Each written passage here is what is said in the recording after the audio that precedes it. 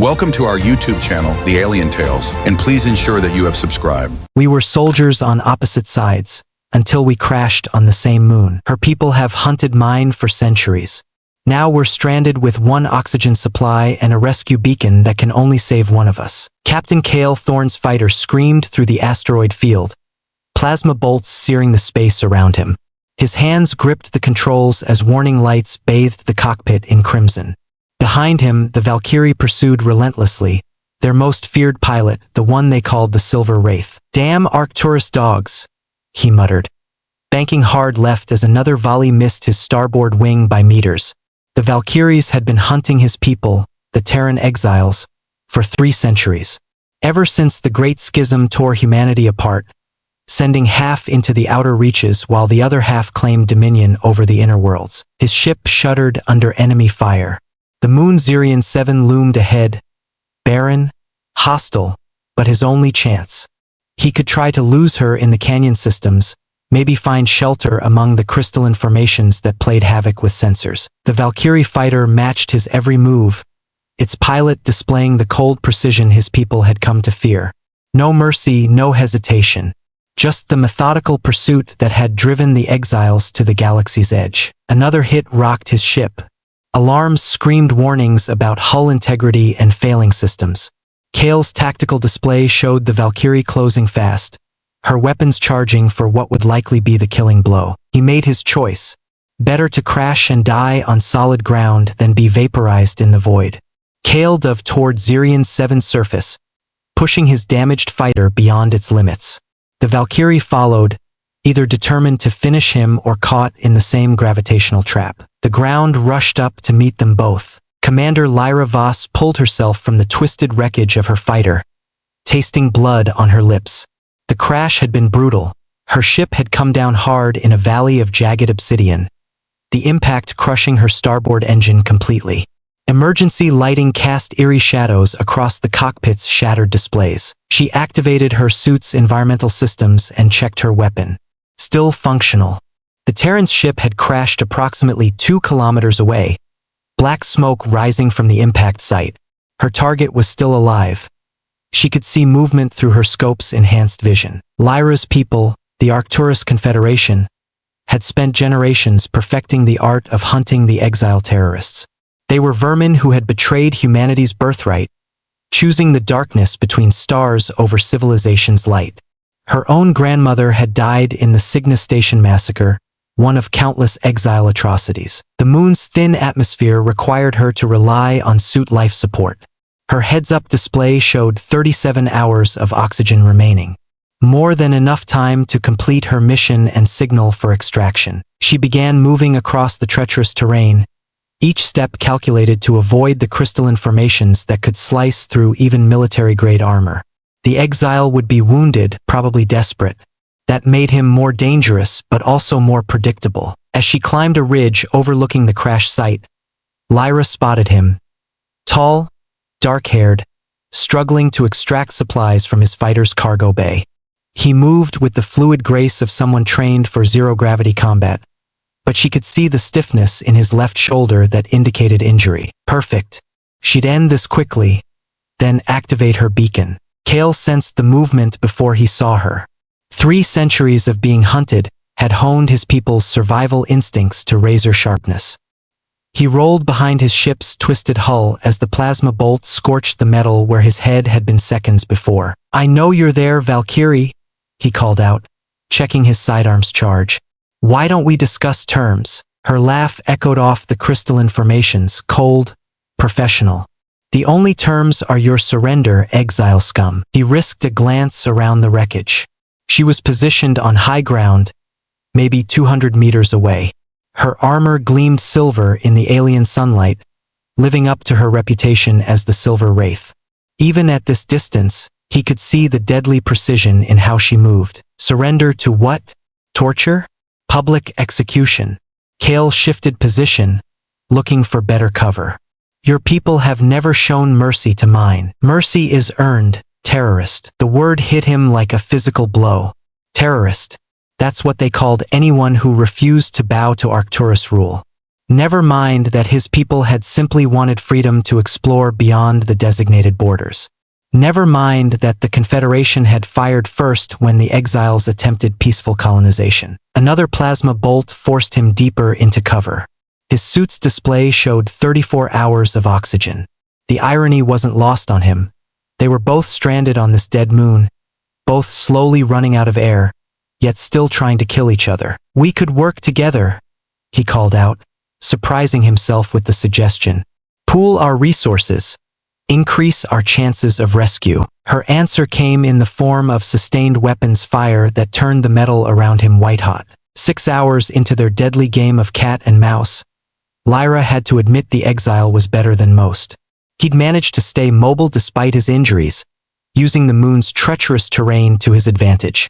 Twice she'd had clear shots, and twice he'd anticipated her positioning. Her oxygen gauge read 28 hours remaining. She'd been moving hard, burning through her supply faster than planned. Below in the valley, the Terran had found shelter in a cave system formed by overlapping crystal formations. She could see the heat signature of his suit, but the crystals would deflect her plasma bolts. Smart. Frustrating, but smart. "Getting tired up there, Wraith?" His voice crackled through her comm system. Somehow he'd managed to link into her frequency, another sign of exile resourcefulness that made them so dangerous. "I have all the time in the world," she replied, though they both knew it was a lie. "Do you?" "Because I've been monitoring atmospheric readings. There's a storm coming. Class 7 electromagnetic event that'll make communications impossible for at least 48 hours. Lyra checked her own sensors. He was right. The storm front was massive, already beginning to interfere with her equipment. Once it hit, neither of them would be able to call for extraction even if they had working beacons. "What's your point, Exile?" "The point is we're both soldiers. We both understand tactical reality. You can keep trying to kill me, but that storm hits in 14 hours. After that, we're both dead unless we work together." She considered his words while keeping her weapon trained on the cave entrance. Every instinct told her not to trust him, but every tactical assessment agreed with his analysis. The storm struck with devastating fury. Lightning arced between the crystalline formations, creating a deadly web of energy that forced both combatants to seek shelter. Kael pressed himself against the deepest part of his cave as the very air seemed to burn with electric fire. Through the chaos, he saw her, the silver wraith, running for cover as a massive bolt split the ridge where she'd been positioned. She stumbled, her silver armor blackened, and fell hard against the valley floor. He could have let her die, should have, by all rights of war. Instead, Kael found himself running into the storm. The electromagnetic pulses played havoc with his suit systems as he hauled her unconscious form into the cave. Her helmet had cracked in the fall, and blood trickled from a gash on her forehead. Up close, she looked younger than he'd expected. Maybe 28, with pale skin and silver blonde hair that explained her call sign. When she regained consciousness, her hand immediately went to her weapon. But her movements were sluggish, disoriented from the concussion. "Easy," Kael said, staying well out of reach. "You have a head injury." Her gray eyes focused on him with barely contained fury. "Why? Why what? Why didn't you let me die out there?" It was a fair question. He'd been asking himself the same thing. "Because we're both soldiers, and soldiers don't leave people to die in storms." She studied him with the calculating gaze he'd expected from Arcturus' most feared pilot. "Your oxygen?" He checked his display. 22 hours. "You, 20. She struggled to sit up, wincing at the movement. "The storm will last another 30 hours minimum. Maybe more." The implications hung between them like a blade. Working together felt like betraying everything Lyra had been taught about the enemy. But as the storm raged outside their shelter, tactical necessity overrode ideology.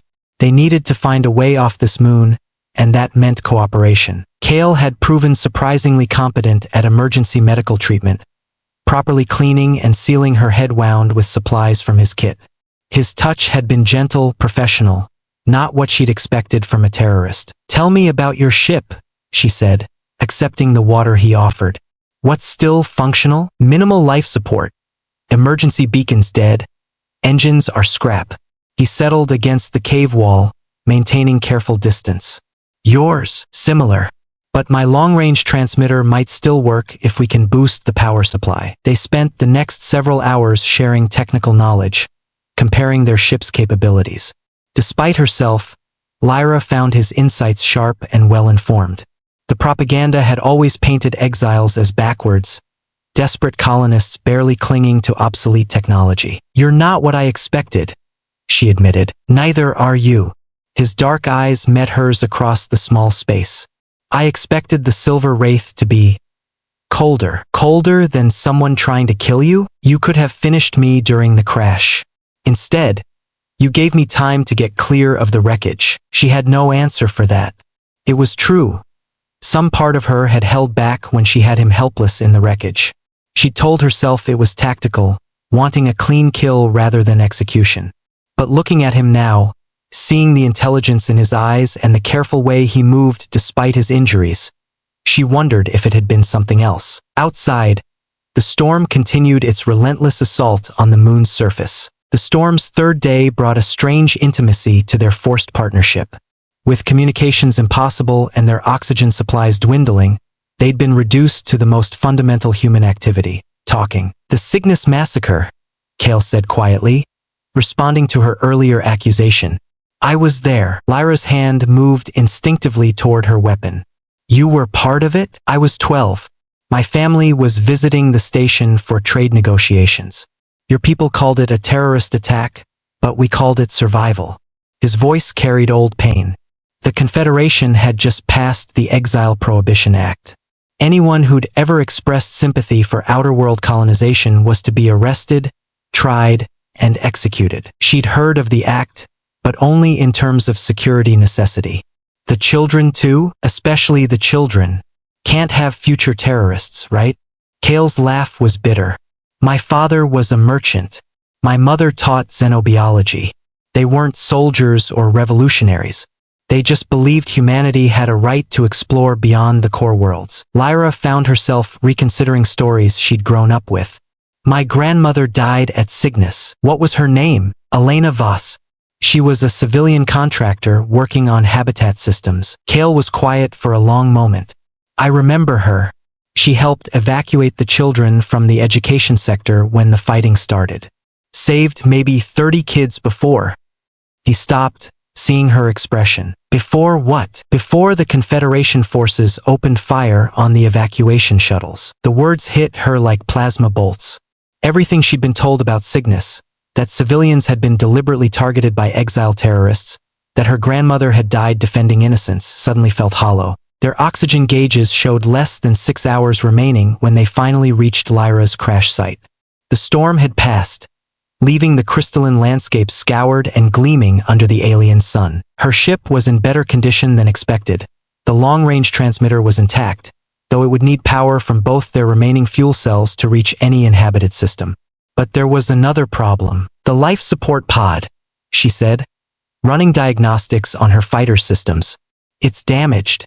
The atmospheric processor can only support one person during the journey home. Kael nodded grimly. They'd both known this moment would come. How long until rescue? 14 hours if we send the signal now. Assuming someone's listening on the emergency frequencies, they stood in the shadow of her broken ship, two soldiers who'd become something more than enemies over the past 3 days. The weight of their situation pressed down like the moon's thin atmosphere. I'll stay, Kael said finally. You send the signal. No. The word came out harder than she'd intended. This is my ship. My responsibility. Lyra, don't. She turned away from him, checking the transmitter's power requirements one more time. I've been thinking about what you said. About Cygnus. About the things my people have done. And maybe some of us deserve to pay for those things. He moved closer, his voice soft. Not you. You were following orders. Fighting for what you believed was right. So were you. They faced each other across a space that felt both infinite and intimate. 3 days ago, they'd been trying to kill each other. Now the thought of one of them dying seemed unbearable. There has to be another way, Kael said. The solution came to them simultaneously, dangerous, desperate, but possible. The emergency beacon, Lyra said, pulling up schematics on her suit's display. If we strip the life support from your ship and link it to mine through the beacon's power coupling, we might be able to extend the atmospheric processor long enough for both of us to survive the journey. Kael was already moving toward his crashed fighter. It's going to be tight. Maybe an hour of air to spare. They worked with desperate efficiency, their hands occasionally brushing as they rerouted power cables and life support lines. Each touch sent unexpected electricity through Lyra's system. Not unpleasant, but startling in its intensity. "There," Kael said, sealing the final connection. "Emergency power linked. Atmospheric processor should now support 2 people for 15 hours and 23 minutes. Cutting it close. Story of my life." She activated the long-range transmitter, broadcasting their coordinates and emergency status on all Confederation frequencies. The signal would also reach exile vessels, though she found herself hoping rescue would come from either side. Nationality seemed less important now than survival. "Now we wait," she said. They sat together in the cramped cockpit of her fighter, sharing rations and recycled air while monitoring the communications array for any sign of response. Outside, Zirian 7's sun was setting, painting the crystal formations in shades of amber and rose. "If we get out of this," Kael said quietly, "what happens then?" Lyra had been wondering the same thing. "I don't know. Court-martial, probably. Fraternizing with the enemy. Worth it." She looked at him, really looked. 3 days ago, he'd been a target. Now he was something else entirely. "Ask me when we're breathing real air again." The rescue ship arrived with 2 hours of life support remaining. Lyra's heart sank when she recognized the Confederation destroyer Righteous Fury, Captain Morrison's ship. Morrison was old-school military, the kind who'd rather see a prisoner die than show mercy to an exile. But as the shuttle bay doors opened, it wasn't Morrison who greeted them. It was Captain Sarah Chun of the neutral trade vessel Wanderer, wearing the blue insignia of the Independent Merchants Guild. "Commander Voss," Chun said, helping them from the shuttle. "Captain Thorne, you've caused quite a stir. Both sides were monitoring for your emergency signals." "Both sides?" Kael asked. "The Confederation and the exile fleet both sent ships. They're currently in a very tense standoff about 2 AU from here." Chun smiled grimly. "Lucky for you, we got here first." The Independent Merchants Guild occupied a precarious position between the warring factions of humanity, trading with both sides while maintaining strict neutrality.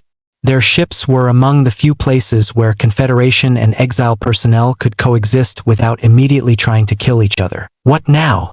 Lyra asked as they were led to separate quarters for medical evaluation. "Now you recover," Chun said, "and then you make a choice.